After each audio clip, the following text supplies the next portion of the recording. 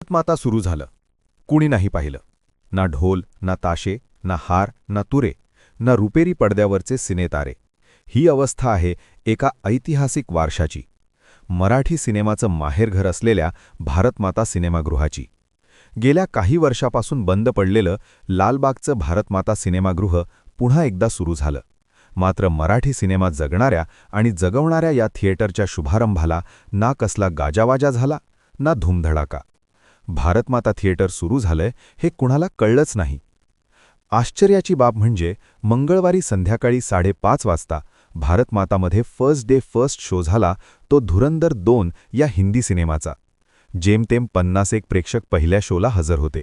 स्क्रीनवर पहिल्यांदा जनगणमन सुरू झालं तेव्हा थिएटरमधून ना कुठली घोषणा झाली, ना प्रेक्षकांचे चित्कार ऐकू आले. शिट्ट्या आणि टाळ्या तर फार लांबची गोष्ट. वैभवशाली मराठी सिनेसृष्टीचा तोरा मिरवणाऱ्या या थिएटरच्या नामफलकाचं धड अनावरणही झालं नाही. थिएटरच्या नावावर लावलेलं लाल कापडही साधं बाजूला करण्यात आलं नाही. कारण काय, तर म्हणे भारतमाता नावाचा मराठी फलक अजून तयार नाही. भारतमातासारख्या मराठी थिएटरवर ही वेळ येण्याचं कारण म्हणजे मुक्ता A2 या साखळी मल्टिप्लेक्सवाल्यांकडे सोपवण्यात आलेलं व्यवस्थापन. भारतमाताच्या गतवैभवाचं या अमराठी मंडळींना ना सोयर ना सूतक. एखाद्या हिंदी बॉलिवूड पटाचा प्रीमियर शो असेल तर सिने तारेतारकांची मांदियळी जमते, रेड कार्पेट अंथरलं जातं. मात्र हेरिटेज वास्तू असलेलं भारतमाता पुन्हा सुरू झालं तेव्हा मराठी सिनेसृष्टीशी संबंधित चिटपाखरूही तिथं हजर नव्हतं. तशी तजवीज करण्याची गरजही नव्या व्यवस्थापनातल्या अमराठी मॅनेजर मंडळींना वाटली नाही. नाही म्हणायला थिएटरमधल्या भिंतीवर लक्षा होता. अशोक सराफ, सचिन पिळगावकर आणि भरत जाधव यांच्यासह स्मिता पाटील, वर्षा उसगावकर आणि भारतीय सिनेसृष्टीचे जनक दादासाहेब फाळके यांचे फोटो लक्ष वेधून घेत होते. मराठीशी भारतमाताची जुळलेली नाळ दाखवणारा हा एकमेव कोपरा.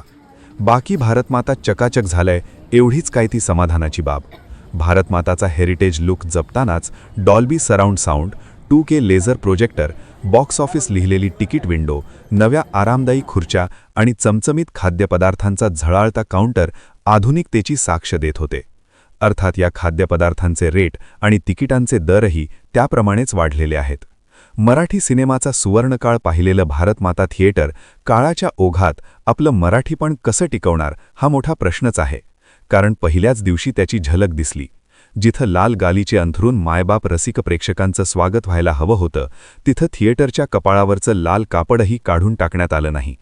आपल्याच घरात हाल सोसते भारतमाता असं म्हटलं तर ते वावगं ठरणार नाही.